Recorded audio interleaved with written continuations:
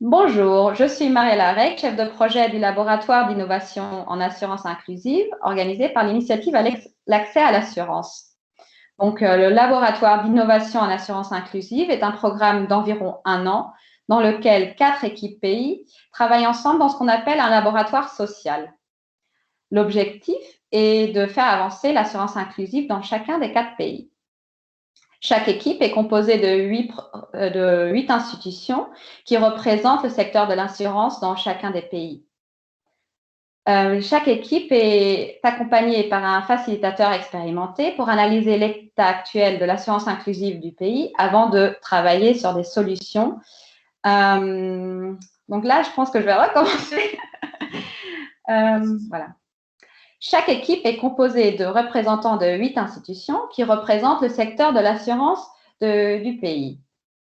Les équipes sont accompagnées par des facilitateurs expérimentés qui, en se basant sur les méthodes du design thinking, soutiennent les équipes à analyser l'état actuel de l'assurance inclusive du pays, puis travailler après sur des solutions qu'on appelle les prototypes, qui visent à améliorer la vie des personnes vulnérables. La fin du deuxième lab approche, les 4 équipes finalisent leurs prototypes et réfléchissent à la manière de poursuivre leur coopération après la fin du programme. C'est donc le moment de réfléchir à l'année écoulée. Je suis heureuse de le faire avec Salaheddine Hadji. Je vais reprendre cette phrase pour la dire correctement. C'est le moment de réfléchir à l'année écoulée et je suis heureuse de le faire avec Salaheddine Hadji, directeur général adjoint de la Fédération marocaine des sociétés d'assurance et de réassurance. Merci beaucoup, Salaheddine, de prendre le temps de discuter de votre expérience avec moi. Merci. Le plaisir est pour moi. Merci. Donc, la première question. Comment décririez-vous le lab à vos collègues? Le lab est une expérience très intéressante. Il est très intéressante pour plusieurs raisons.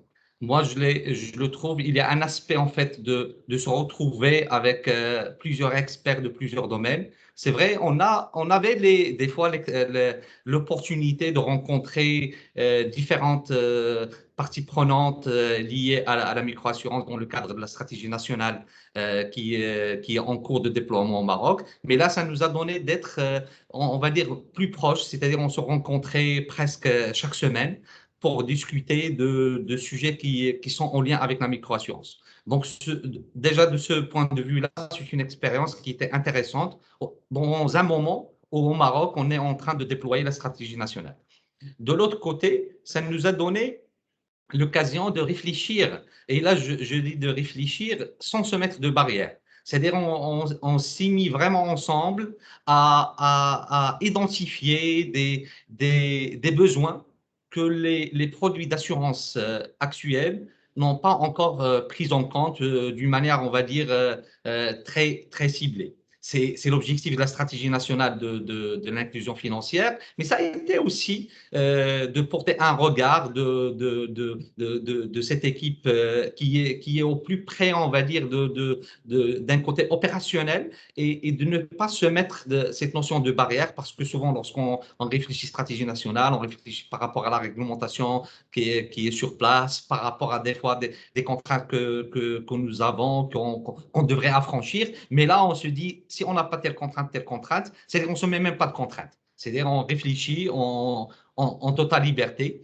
Et ça, je pense, de ce point de vue, c'est une expérience intéressante. Et il y a l'autre volet, c'est la manière avec laquelle on a travaillé.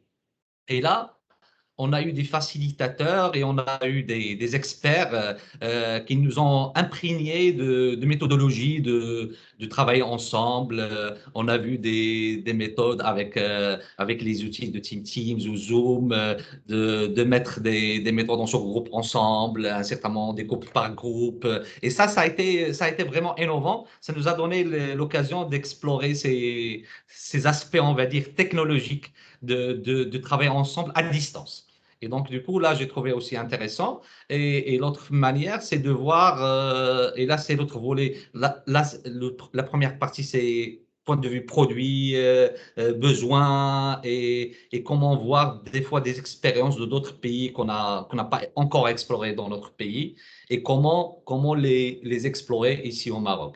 Parce que, comme on nous dit, innovation, c'est pas forcément quelque chose de nouveau au monde, mais ça peut être une brique d'une innovation qui existe par ailleurs. Et au Maroc, comment on peut, on va dire, regrouper pour répondre à un besoin qui est donné. Et donc, du coup, on était vraiment attentif pour vraiment entendre les expériences de d'autres pays et voir à quelle mesure peuvent répondre à notre besoin, parce que c'est ça l'objectif, c'est pas de ramener une innovation d'ailleurs et essayer de la coller à un besoin. On part d'un besoin et on regarde comment on peut répondre des fois en s'inspirant de ce qui se passait à gauche et à droite et des fois même en personnalisant vraiment une solution adéquate ou une réflexion sur notre besoin. Ça, c'est important. Et après, on a eu une réflexion de dire, c'est une expérience intéressante et de voir comment on peut s'inspirer par la suite de capitaliser sur cette expérience en termes de thinking, c'est-à-dire en manière de réfléchir pour s'inspirer de cette expérience. Donc, c'est grosso modo les idées que des fois déjà je l'ai partagées avec mes collègues lorsqu'ils me posent la question sur le lab. Super, merci. Et je pense que ce qui c'est intéressant maintenant, ce serait aussi de voir quel est le projet de l'équipe Maroc que vous avez auquel vous avez réfléchi ensemble lors de ce lab. En fait, sur le lab, c'est vrai, l'équipe marocaine, on était ambitieux, même très ambitieux, parce qu'on a essayé de voir en fait toute la chaîne. C'est-à-dire, on a identifié un besoin, mais c'est vrai, comme on le sait, le besoin, il peut changer dans le temps. Il s'avère que même dans l'expérience marocaine, qu'il a changé même au cours au moment où on était en train de réfléchir, ce qui est vraiment pour moi ce qui est quelque chose qui est naturel parce que même dans la vraie vie, lorsqu'on est dans une entreprise, le marché n'est pas statique. C'est-à-dire et le besoin change et des fois il peut y avoir d'autres opérateurs qui se sont lancés. On a besoin d'avoir une fenêtre pour avoir une place sur un marché. Donc il faut adapter, on va dire, l'offre par rapport et le besoin et ce qui existe sur un marché. Et donc du coup, on était confronté à cette réalité. Mais on a proposé on va dire un concept qui répond à un besoin donné. Et on a essayé d'explorer, on va dire, des idées, pourquoi cette cible n'est pas encore, on va dire, euh, prise en compte dans les produits. Donc, le problème, il peut exister de deux choses, soit les produits n'existent pas, soit cette population n'a pas les moyens pour accéder à cette assurance. Et donc, du coup, on a proposé des idées pour répondre à un produit, mais en fin de compte, c'est pas le produit qui est important, c'est la philosophie. Comment, on va dire, un client peut accéder à l'assurance d'une manière indirecte sans qu'il paye en fait de l'argent de ses poches, mais qu'il peut récupérer, on va dire, la partie prime, ce qu'il a consommé par ailleurs. On va dire, c'est ça, c'est ça l'idée. Et après, comment utiliser les canaux digitaux pour, on va dire, se rapprocher de cette population. Ça a été une idée aussi qu'on a explorée sur la partie distribution. Et après, on a réfléchi, à part cette partie-là qui est, on va dire produit et population, on a réfléchi comment, on va dire, capitaliser sur l'expérience en termes de réflexion. Et là, on a eu quelques idées, comment on peut peut-être instaurer des groupes de réflexion qui sont multipartites, qui regroupent l'ensemble des parties prenantes de l'inclusion en assurance et comment faire vivre cette expérience par la suite. En fait, c'est ça donc après, donc, pour moi, on va dire le livrable, en quelque sorte, c'est une présentation qui décrit, on va dire, ce concept de comment faire profiter cette population des produits d'assurance qui répondent à leurs besoins sans qu'elles déboursent, on va dire, un sou de leur poche, mais pour prendre de l'argent, puisqu'ils ont consommé par ailleurs, Pour moi, c'est un concept qui est intéressant quand on veut graver dans le marbre et de voir dans quelle mesure on peut une fois qu'on l'a partagé avec les compagnies d'assurance qui peuvent s'intéresser à ça et de voir la faisabilité. Et la deuxième partie, c'est de voir les canaux digitaux, comment les explorer au maximum. Et de focaliser aussi sur la partie service. Ça, c'est un point qu'on a mis en place. C'est-à-dire, tout ça, c'est comment on va dire attirer ce client pour le faire venir en fait dans le secteur de l'assurance à travers aussi à travers les services. Donc, il y a et les services et la prime. Pour moi, ce sont deux choses. C'est-à-dire, la prime, c'est pas, il va pas débourser de ses poches, mais récupère par ailleurs. Les services, il va consommer des services et comment un certain nombre de ces services, ils vont l'inciter à venir vers l'assurance. La deuxième chose, c'est les canaux digitaux pour lui permettre d'accéder plus facilement, d'être aux proximité de lui. Donc, c'est ça sur la partie concept. La partie thinking, c'est comment maintenant, c'est derrière le secteur de l'assurance, réfléchit parce qu'il y a une fédération, il y a un régulateur, on travaille ensemble. Mais on a eu par le passé peu d'occasions, on discute avec des banques, on discute avec des établissements de paiement, on discute avec tout l'écosystème. On discute avec lui, mais pas avec une fréquence qui est régulière. Donc, il faut voir dans quelle mesure on peut instaurer cette réflexion sur ce sujet-là d'une manière, on va dire, permanente. Merci d'avoir donc décrit le projet. Je pense que c'est un projet assez complet et qui réfléchit à beaucoup d'acteurs de l'écosystème, comme vous le dites. Et je pense que l'équipe Maroc a été particulièrement active en ce qui concerne prendre donc commencer les conversations par rapport à ces sujets avec beaucoup d'acteurs différents qui sont donc importants pour un tel projet.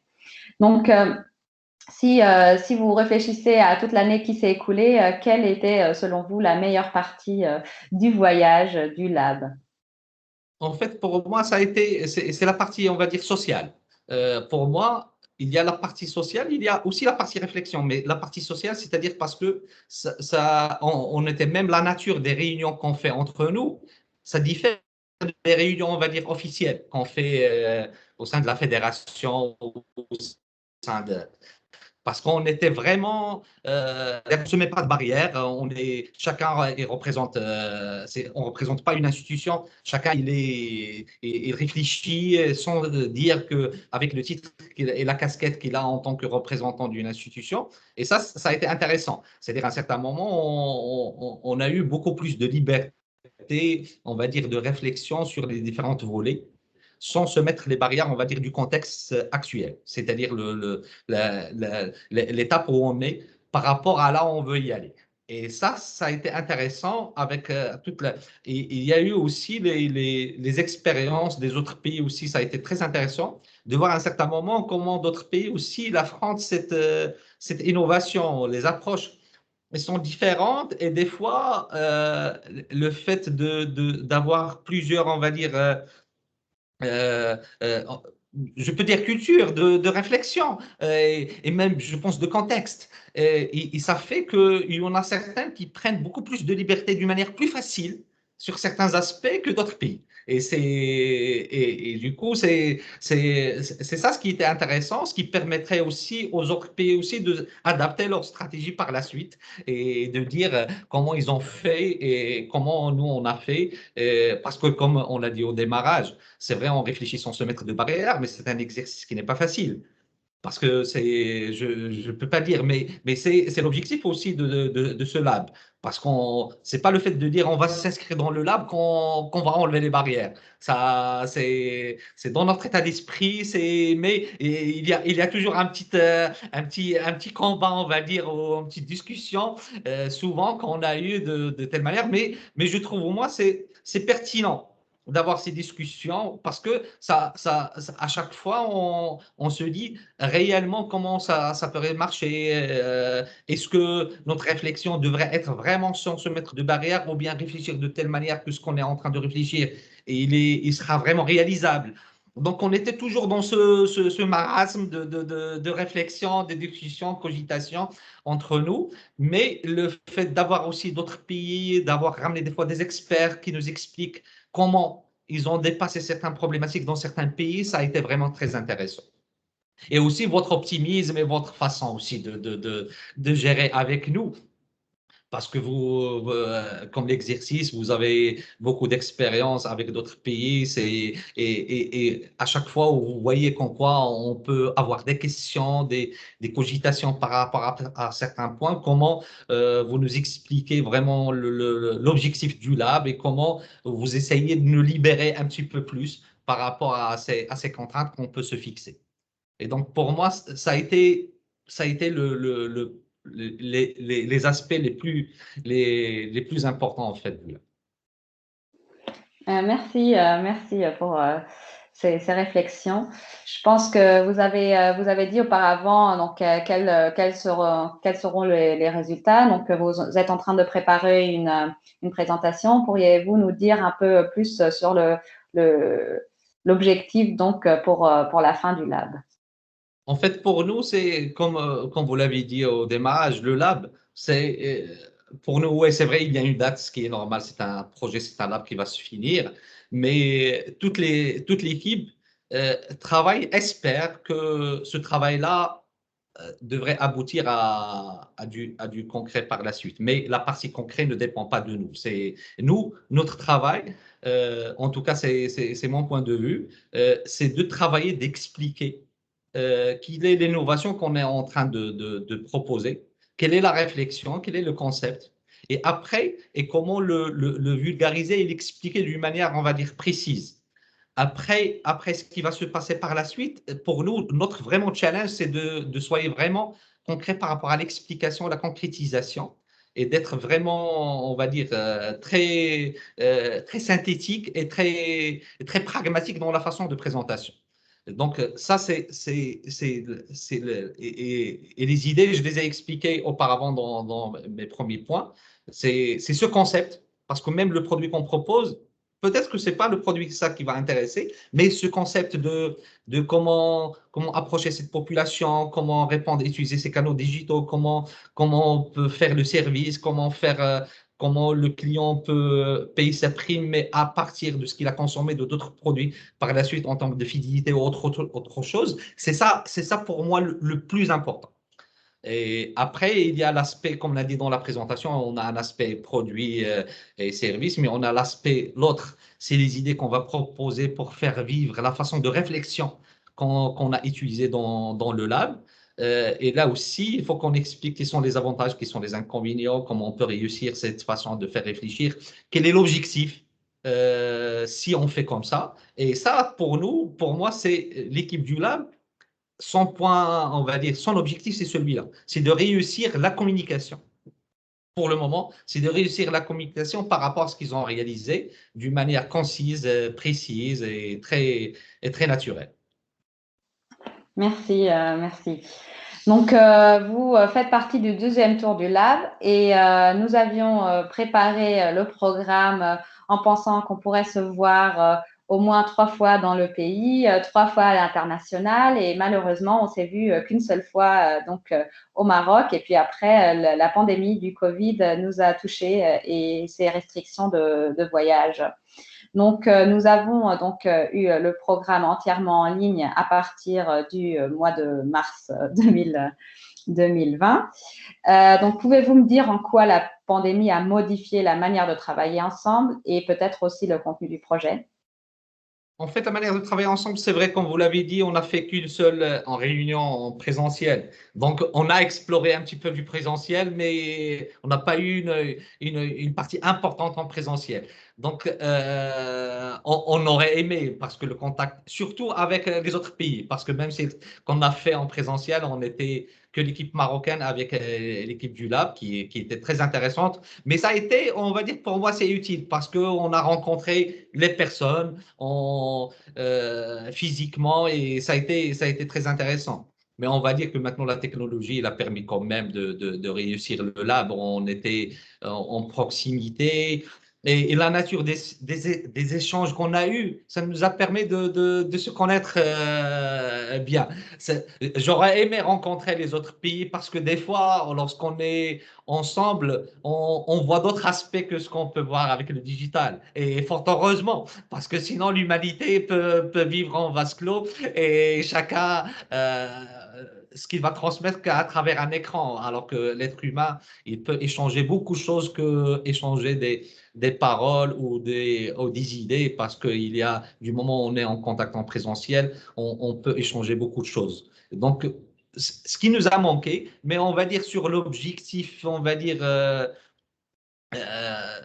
à part cet aspect-là de contact physique avec tout le reste, je pense que l'équipe du Lab a vraiment bien réussi les choses. Il a su s'adapter par rapport au contexte. Il a proposé des outils et une proximité par la fréquence des réunions qu'il faut, de motiver l'équipe lorsqu'il y avait des moments de cogitation. Moi, je trouve comme quoi c'est réussi comme approche dans le contexte actuel. On aura aimé, comme vous l'avez dit, de faire les réunions physiquement parce que c'est autre chose. On ne peut pas nier que le contact en présentiel il a ses vertus, mais le- la situation nous a contraints de le faire comme ça. Mais on va dire, pour moi, en quelque sorte, ça n'a pas changé, on va dire, d'une manière drastique et l'objectif et les aboutissants de ce projet.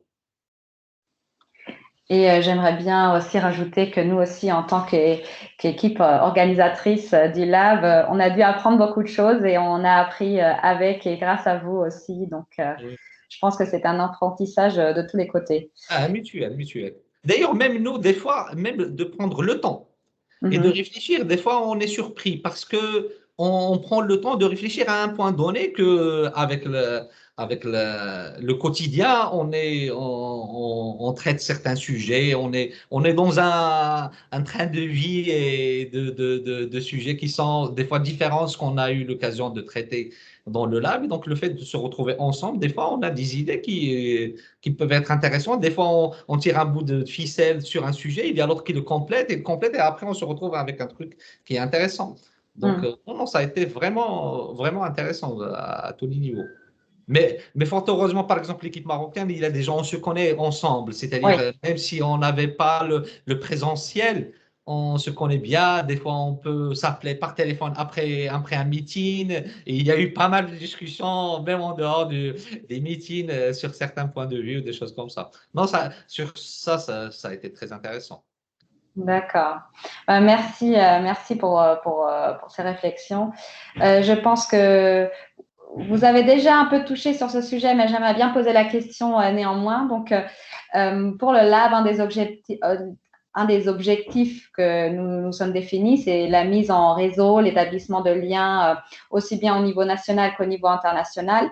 Donc, pouvez-vous nous dire un peu plus à ce sujet? Je pense que ça pourrait être intéressant.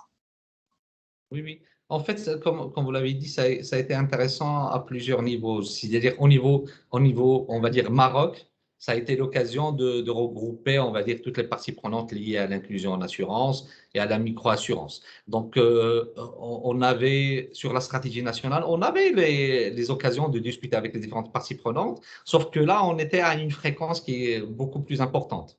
C'est-à-dire, et ça a été intéressant et on prenait le temps, même cette fréquence-là, et on avait des fois les réunions qu'on fait avec le lab, et des fois, on faisait des réunions même entre nous. Et donc, du coup, on avait plus de proximité, on avait plus l'occasion d'entendre les différentes parties prenantes et de voir comment on peut tous réfléchir pour, on va dire, dépasser une contrainte ou réfléchir pour donner des solutions à des problématiques ou à répondre à des besoins. Et donc, du coup, sur ce point de vue, ça a été vraiment très intéressant et toutes les parties prenantes, les représentants, ils étaient vraiment pertinents et vraiment actifs et intéressés pour répondre à quelque chose. Parce que des fois, lorsqu'on voit, il y a le côté social de nous, mais en même temps, tout le monde avait cet objectif noble de dire cette population cible qui est moindre revenu, comment on peut, on va dire, répondre à leurs besoins et à moindre coût. En fait, l'objectif, il est noble. Et donc, du coup, tout le monde s'efforçait de répondre à cet objectif avec toute l'objectivité qu'il faut. Et donc, du coup, donc à un certain moment, il y avait des gens en fait qui se libèrent complètement de leur casquette et de dire oui, oui, non, pour moi, c'est très intéressant qu'on le fasse comme ça. Cette population, elle les demanderait, c'est comment dresser. On s'est posé. Et après, à chaque fois, on se challenge mutuellement. C'est-à-dire, on dit non, mais ce que vous proposez, ça reste hypothétique ou des choses comme ça. Et à un certain moment, il y a d'autres personnes de l'équipe qui essaient de ramener les autres en quelque chose à une réalité ou des choses comme ça. Mais en tout cas, ça a pas mal cogité et discuté. Et c'est l'objectif, en fait, d'un lab de réflexion. Si on est tous d'accord dès le premier coup, c'est pas ça. Peut-être on est mono façon d'orienter, de réfléchir, et c'est pas ça l'objectif. Le fait qu'il y a eu pas mal de discussions, ça veut dire que c'est enrichissant, ça nous a poussé plus loin. Il y avait, comme vous l'avez dit, le côté aussi international, et là, je l'ai dit, comme vous l'avez dit auparavant, et là, on était vraiment intéressé de voir des fois sur comment certains pays, parce que, comme on l'a dit, des fois, en réfléchissant se mettre de barrières, mais quand même, on connaît l'état initial dont on démarre. Et dans certains pays, l'état initial peut. Je donne par exemple, je caricature. Il y en a certains pays que, par exemple, il n'y a pas eu, on va dire, il n'y a pas une assurance qui est très développée. Donc, ils se sont mis sur la microassurance, ils ont mis tout le paquet dessus et ça représente une part importante de leur marché. Ce qui ne peut pas être le cas, par exemple, au Maroc, où il y a déjà une assurance qui est déjà installée et comment on voit comment on peut compléter quelques briques qui manquent. Et donc, du coup, chaque marché, il va démarrer avec une démarche qui est différente et avec moins de contraintes que d'autres sur certains aspects. Et on s'était réjoui de voir aussi comment les gens ils sont. Et ça, je souhaite aussi insister sur ce point-là. C'est toujours dans la bonne humeur et les gens, ils étaient vraiment, on va dire, dans la joie. En fait, et même lorsqu'ils présentent, c'est comme une sorte c'est pas une compétition, mais on va dire ce sont des retrouvailles où chacun il est fier de ce qu'il a proposé, on essaie de faire mieux. Et ça a été très intéressant. On le voit même des gens, on va dire, qui essayent de se retrouver sans. Je, je te rappelle, Seb, je te rappelle. Je m'excuse pour la coupure. Je me suis dit, il y a des gens, ils vont essayer selon leur contexte, de travailler d'une manière, on va dire, de faire un petit peu mieux. C'est comme si une compétition, mais moi, je ne trouve pas comme une compétition, on va dire. Mais au chacun, il essaye je vais le présenter comme ça. C'est comme si quelqu'un, on va dire, il va inviter quelqu'un qui, à chaque fois où il invite, il va lui proposer le menu le plus agréable. C'est pas une compétition, mais il va faire un petit peu mieux. C'est de dire que je suis une qualité d'accueil mieux, je propose un menu qui est plus intéressant, qui représente ma culture, des choses comme ça. Donc, c'est avec toujours, parce que on va dire, on ne peut pas comparer, comme je l'ai dit, parce que le démarrage, c'est pas le même, les produits, c'est pas les mêmes, la comparaison, elle a ses limites, mais chacun va essayer d'être authentique et de répondre à ses besoins avec sa manière. Et ça, on l'a vu, et des fois, on le voit agréablement et surpris aussi de la manière comment ils ont abordé un aspect ou un autre. Et toujours dans la joie et la bonne humeur. Merci, Salah. Quel message souhaitez-vous transmettre aux futurs candidats du laboratoire? En fait, le message que je souhaite, c'est une expérience humaine très intéressante. Donc, il faut le voir dans ce sens-là, dans le premier de vue. Et la deuxième, c'est de dire que il faut réfléchir sans se mettre les contraintes. Et les contraintes, de toute façon, il va y en avoir en fait des contraintes par la suite. Mais dès le début, il ne faut pas se mettre les contraintes. Réfléchir. Euh, les équipes, il ne faut pas qu'à un certain moment, chacun, lorsqu'il a une idée, il faut qu'il la lance. Les autres, lorsqu'ils ont une critique, il faut qu'ils la disent. Au contraire, le fait de ne pas être d'accord ensemble, ça ne peut être que enrichissant. Donc, à un certain moment, il faut se donner un temps pour fixer déjà les idées. Des fois, c'est bien d'être ambitieux, mais des fois, il faut être ambitieux, mais en même temps de dire, on va mettre le paquet sur un aspect. plus qu'un autre parce que c'est le plus important. Peut-être montrer une photo, on va dire, qui est globale, où il y a tout, mais de dire il y a un aspect qui est plus prioritaire qu'un autre pour qu'on puisse approfondir, pour sortir avec des résultats. Parce que le lab, oui, c'est une expérience intéressante, mais à un certain moment, il est limité dans le temps. S'il y a l'occasion de profiter des experts de A2I sur certains aspects, il faut pas en fait se priver de ça. Il faut demander les avis de d'autres experts aussi, des expériences de d'autres pays de benchmark, parce que les benchmarks ils sont toujours intéressantes. Et donc, du coup, ça peut, on va dire, donner plus d'argumentaire à votre réflexion. Ne pas dire que l'innovation, c'est que des choses qui ne sont jamais en fait réalisées ailleurs. L'innovation, c'est un process qui peut être innovant, qui peut être hybride, qui sont explorés par ailleurs.